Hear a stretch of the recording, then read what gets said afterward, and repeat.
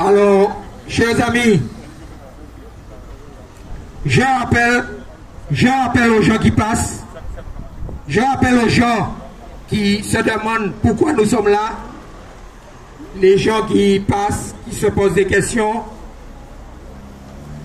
Nous avons réalisé ce matin une conférence de presse. Pourquoi?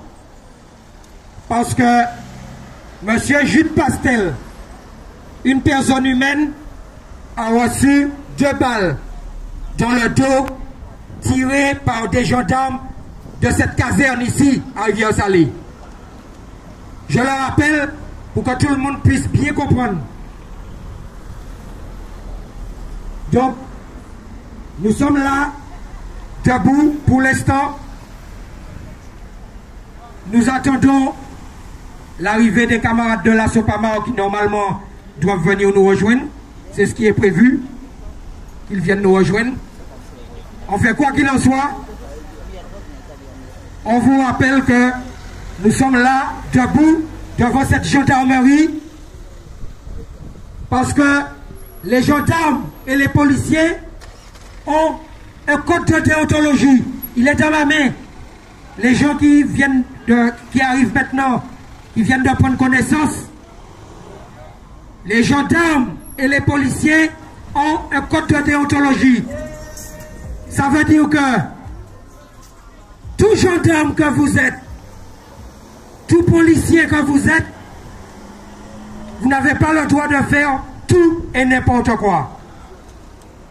D'après votre propre système, d'après le système français qui se dit la patrie des droits de l'homme, d'après le système qui se dit une république, puisqu'elle a une constitution.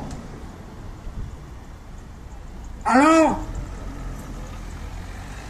notre association vous demande, mesdames et messieurs, d'aller sur Internet. Vous avez Internet. De chercher à comprendre comment fonctionne leur système.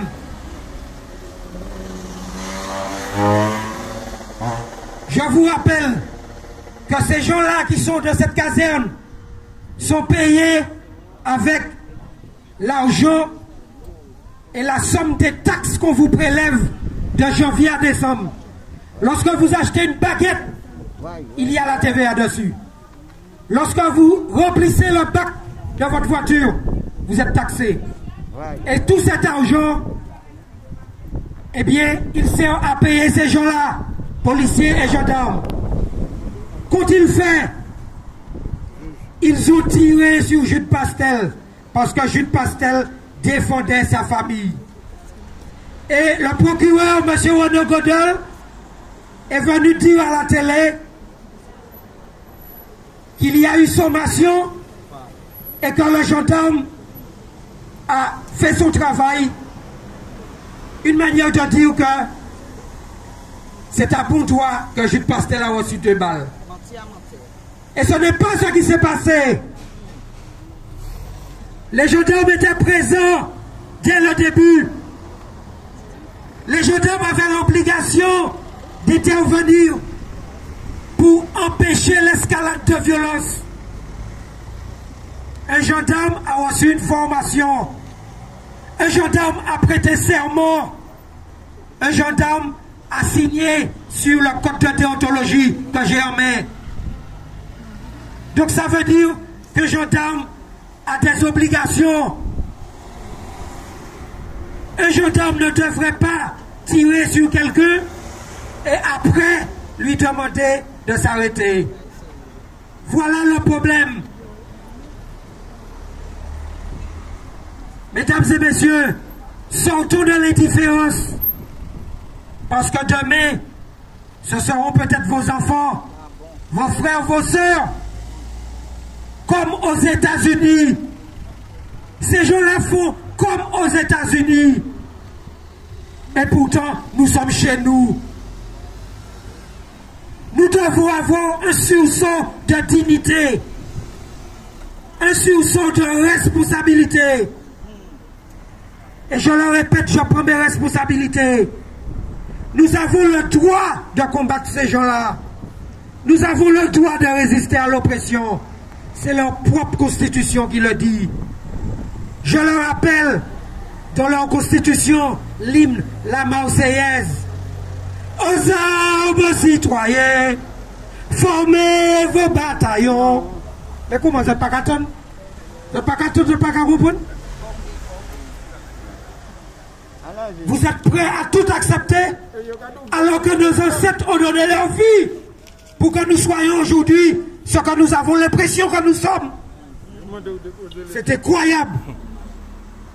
Eh bien, vous allez devoir passer sur certains cadavres ici dans ce pays. Parce que nous allons vous combattre. Et j'en prends mes responsabilités. Oui, nous allons vous combattre. Parce que vous êtes en train de détruire notre humanité. Et nous n'allons pas vous laisser faire. Et nous avons le droit de combattre. Maintenant, ceux qui ont décidé de se mettre à genoux, de se déshabiller pour ces gens-là, ça ne regarde que vous. Mais nous ne pouvons pas accepter que des gendarmes tirent sur un homme. Même un animal, on n'a pas le droit de le maltraiter. Même un animal. Et là, c'est une personne humaine. C'est Jude Pastel. On lui a tiré dans le dos comme un lâche. Et personne ne se pose des questions. Oui, monsieur Renaud Godel, vous êtes un menteur. Oui, monsieur Renaud Godel, vous êtes un délinquant. Vous êtes un délinquant parce que vous avez violé l'article 39-3 du Code de procédure pénale. Et que la France ne peut pas donner de leçons à nos enfants. La France ne peut pas enseigner à nos enfants que la France est une république. On parle du problème avec Samuel Paty. La France n'est pas une république. Vous êtes vous-même des terroristes. Oui, je le dis. Je prends mes responsabilités. Vous êtes des terroristes. Parce que vous vous êtes permis de tirer dans le dos d'un homme, ici à Rivière-Salée, en violation du code de procédure pénale et en violation du code de déontologie de la police et de la gendarmerie. Alors nous avons vu M. Berthet monter sur Zouk TV, raconter tout et n'importe quoi. Mais à aucun moment, il ne vous a parlé du code de déontologie de la police. Monsieur Ababa alors? Monsieur Ababa? Ça n'a pas qu'à exister? Si ça n'a pas qu'à exister, ben, monitor. Si ça n'a pas qu'à exister, ben, monitor. Pas de problème. Mais c'est votre propre code de déontologie. C'est à vous. C'est vous qui faites. Et je le rappelle, les gens qui vont à la gendarmerie, regardez, à l'accueil de la gendarmerie ici, comme ailleurs, il y a écrit shout de respect, etc., de code de déontologie. C'est affiché encore. Alors nous c'est des ababas alors. Nous c'est des couillons alors. Je ne m'appelle pas Pierre-Yves Couillon, mais nous c'est des couillons. Et on est prêt à tout accepter. Alors je le dis, au nom de notre association, on prend nos responsabilités. Il faut arrêter avec toutes ces histoires de pétitions. Je le dis, il faut arrêter avec ça, ces histoires de pétitions. Il faut nous arrêter. Quittez ces moutons à faire la fête et puis nous. Je le répète, nous avons un droit légitime à la résistance à l'oppression. Et nos ancêtres nous ont donné la voie. Ils nous ont montré. L'histoire se répète. Ils nous ont montré. On ne peut pas accepter ça. Alors combien de personnes humaines comme M. Pastel vont devoir se mettre à genoux et succomber sous les balles de ces gens-là pour qu'on réagisse? Et faites attention, mesdames et messieurs, je le dis, les médias sont venus, certains médias sont venus, certains ne sont pas tous venus. Et comme dit la sœur à côté, effectivement, il va falloir attendre de voir ce qui va être dit dans le reportage. Et je le dis, si nous avons pris la responsabilité de venir ici dans la rue pour dénoncer ça, c'est parce que nous avons des preuves. On ne dit rien sans preuve. Ça arrive que certaines personnes viennent à l'association nous solliciter et on découvre que les gens n'ont pas raison. Même entre frères, on voit ça. Il y a des gens qui, par exemple, viennent nous voir pour qu'on les aide à faire des prescriptions, pour qu'ils prennent toutes tes frères, toutes tes familles. Ça arrive. Mais on ne les suit pas, on dit non. On n'accepte pas de suivre les gens qui sont dans l'illégalité, qui veulent magouiller, qui veulent trafiquer. Non, nous ne pouvons pas faire ça. Alors, vous avez bien dû remarquer qu'on prend le temps avant d'entrer dans une manifestation, avant d'aller au cœur des choses. On prend le temps. Mais dans les dossiers que nous avons des preuves. Et nous sommes en mesure de faire la démonstration que le pouvoir lui-même, l'autorité elle-même, viole son code de procédure pénale et son code de déontologie. C'est-à-dire que le pouvoir lui-même est un délinquant. C'est ça que je suis en train de dire, mesdames et messieurs. Il n'y a pas de justice. C'est ça que je suis en train de dire. C'est très grave. Maintenant, peut-être qu'il y a encore des gens qui passent et qui se posent des questions. Eh bien, nous pouvons vous accueillir au siège de l'association pour vous montrer documents à l'appui. Ce qu'on dit, on n'a pas de problème avec ça. On a des preuves. Et vous pouvez aller sur les réseaux sociaux, puisqu'on met en ligne un certain nombre de choses. On porte la preuve. On apporte la preuve.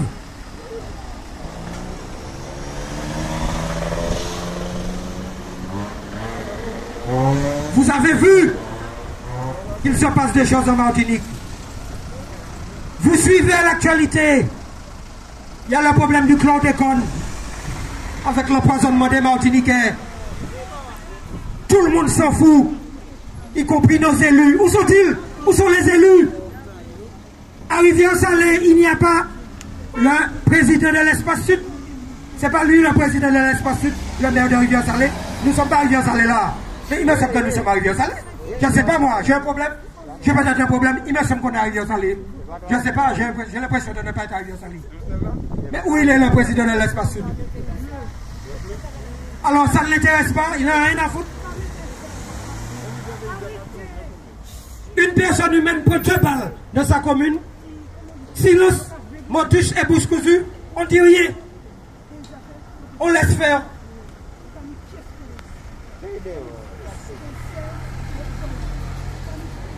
Nous avons d'autres dossiers à Rivière-Salée.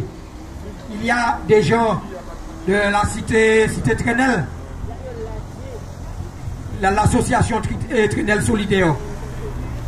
Nous avons des gens à Rivière-Salée qui sont en souffrance. Où il est le maire de Rivière-Salée? Alors, mesdames et messieurs, comprenez que cette affaire est extrêmement sérieuse. Je le rappelle pour les gens qui passent et qui se posent des questions. Jude Pastel, une personne humaine, je le répète encore une fois, je le martèle pour que vous puissiez entendre les gendarmes là cachés avec l'argent de nos impôts, qui grassement nourris avec l'argent de nos impôts, bien payés avec l'argent de nos impôts. Vous vous octroyez le droit de tirer dans le dos d'une personne humaine. Hein? Et puis vous maquillez vos actes par le mensonge. Et vous faites croire que vous avez respecté votre code de déontologie, que vous avez fait sommation, et que M. Pastel représentait un danger si grave que vous n'auriez pas pu utiliser un taser ou une autre arme pour le neutraliser, puisque vous n'avez pas fait de formation. Vous n'avez fait aucune formation. Donc vous ne pouviez rien faire que la battre comme un lapin. La balle a traversé son corps, à 2 cm de son coccyx. Il aurait pu mourir. On ne sait même pas quelles conséquences. Qu'est-ce qui va se passer par la suite? On ne sait pas. Soi-disant en pleine période de Covid. Soi-disant. Covid qui ça? Encore une mascarade. Alors, un petit rappel sur cette histoire de Covid. Je l'ai dit pour les gens qui sont là. Rappelez-vous, j'ai bonne mémoire. Le 26 février 2020, j'ai bonne mémoire. C'était Mardi Gras. Mardi Gras. La première association à avoir appelé en Martinique le peuple à la vigilance et à l'action contre le coronavirus, c'est nous. C'est nous qui avons écrit au préfet, et vous le savez, rappelez-vous, sur les réseaux sociaux. C'est nous qui avons alerté en premier. Nous sommes allés à l'aéroport avec les associations qui sont allées avec nous pour empêcher qu'un avion avec des Italiens débarque. Nous avons fait la manifestation auprès de l'aéroport. Rappelez-vous. Et nous sommes allés au port après pour empêcher que les croisiéristes, que le coronavirus arrive au paquebot. Rappelez-vous. Et c'est là, mesdames et messieurs, que j'ai compris. C'est là que j'ai compris les postures. Il y avait le secrétaire général de la préfecture. Je crois que son nom c'est Antoine Poussier, il me semble. Je dis ça au conditionnel, je ne suis pas sûr qu'il a dit oui. Ouais, mais c'est remarqué sur les là, bon rapati. Antoine Poussier, secrétaire général de la préfecture, il était là. Tu étais là, camarade, tu étais là avec moi. Nous premiers qui entrons les ports là. Pour empêcher le bateau croisière, où tu es là. Si mon mentir, ça va vrai. Là, tu es plus policier qu'un manifestant. Mais oui. Ou est-ce que le chef, le secrétaire général de la préfecture avait un masque? Est-ce que le secrétaire de la préfecture avait des gants? Il n'est pas monté sur le paquebot. Oui. Il est monté sur le paquebot. Il est venu nous saluer après. On a compris. C'est là qu'on a compris la mascarade. On a compris qu'on s'est foutu dans notre gueule. Pourquoi? Mesdames et messieurs, vous le savez comme moi, il y a un bateau Costa qui a échoué au large de l'Italie. Il y a des gens qui sont morts noyés dans ce bateau. Qui est-ce qui s'est sauvé en premier? Voilà la question. Qui est-ce qui s'est sauvé en premier sur ce bateau-là? Rappelez-vous. Merci. Merci, commandant. Ouais, commandant qui s'est sauvé en premier. Alors si il y avait coronavirus, Antoine Poussier pas de gagner masse, il va te gagner sauvé en premier. Nous sommes des imbéciles là. Nous sommes des couillons alors. Monsieur Pierre-Yves Couillon, nous sommes des couillons. Eh bien, voilà la vérité, mesdames et messieurs. Nous sommes dans une grosse manipulation. Il y a peut-être un virus, mais ce n'est pas le seul virus. Il y a eu chikungunya, il y a eu Zika. Mais la grippe tue plus que le coronavirus. C'est les scientifiques même qui le disent. Les scientifiques eux-mêmes sont en contradiction sur cette histoire de conduite à tenir, couvre-feu, masque, ceci, cela. Il paraît que les masques même tuent. Mais il faut qu'on arrête les grenades.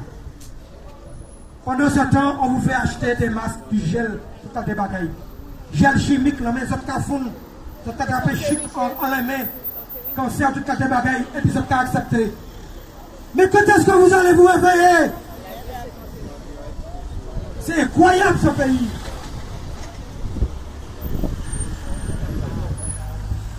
Alors, vous l'aurez compris, monsieur Pierre-Yves Couillon, nous ne sommes pas des couillons.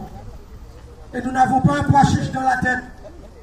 Je le répète, on maîtrise vos propres codes, votre code de procédure pénale, votre code pénal, le code civil, votre constitution. Rappelons que la constitution, c'est le droit suprême au-dessus des lois ordinaires et organiques. Rappelons aussi que la constitution, c'est l'ensemble des règles qu'un État se fixe à lui-même. C'est très important. Les gens qui ne comprenaient pas pourquoi, dès le départ, on s'inscrit sur la problématique constitutionnelle. Je le répète, la Constitution, c'est l'ensemble des règles qu'un État se fixe à lui-même. Dès lors que cet État ne respecte pas sa Constitution, eh bien, c'est un État hors la loi. Donc ce sont des délinquants. Personne ne peut me demander de respecter quoi que ce soit. Parce que vous êtes des délinquants. Et je le répète, fort de votre propre constitution, nous avons le droit légitime de résister à l'oppression. Et vous l'avez vous-même inscrit dans votre constitution. Je le répète encore une troisième fois. Aux armes citoyens, formez vos bataillons. Vous comprenez? Oui, moi j'ai formé. Quand ils vous disent déposer les armes, non! Et puis là, répétez alors que c'est pas déposer les armes, c'est aux armes citoyens. Voilà. Voilà. C'est ça. Et j'en prends mes responsabilités. Et si je crée au tribunal pour m'expliquer comment, je n'ai pas de problème avec ça. Nos ancêtres se sont battus pour qu'on soit ce qu'on est aujourd'hui, je le répète. Et les gens qui ne savent pas, notre association défend d'abord l'humain, la personne humaine. Je le dis, quelle que soit la couleur de peau, nous sommes des êtres humains. Mais le peuple afro-descendant a souffert. Nous sommes un jeune peuple. On a beaucoup souffert. Et on n'est pas peuple sans terre. Sans la terre, nous ne formons pas peuple. Ce n'est pas en cité HLM qu'on fait peuple. Il ne faut pas accepter que ces gens-là vous enlèvent, vous fassent sortir de la terre pour aller habiter en cité HLM. C'est très important, mesdames et messieurs. La terre, c'est la vraie valeur. La terre nous nourrit. La terre nous loge. Même si ça a un coup de nerf, même si ça va pas en tout, la terre nous loge. La terre ou pas ailleurs. Voilà. La terre vous donne du travail. Parce qu'avec la terre, vous pouvez faire de l'élevage, de l'agriculture, vous nourrir tout à fait. La terre, c'est l'élément fondamental. On doit arrêter de dire que nous. Nous sommes un peuple. Et nous avons besoin de notre terre. Combattons pour la terre. Nous sommes en train de vivre une trahison. Parce que les étrangers sont en train de prendre la terre sur nous. Petit à petit. En bord de mer et sur les hauteurs.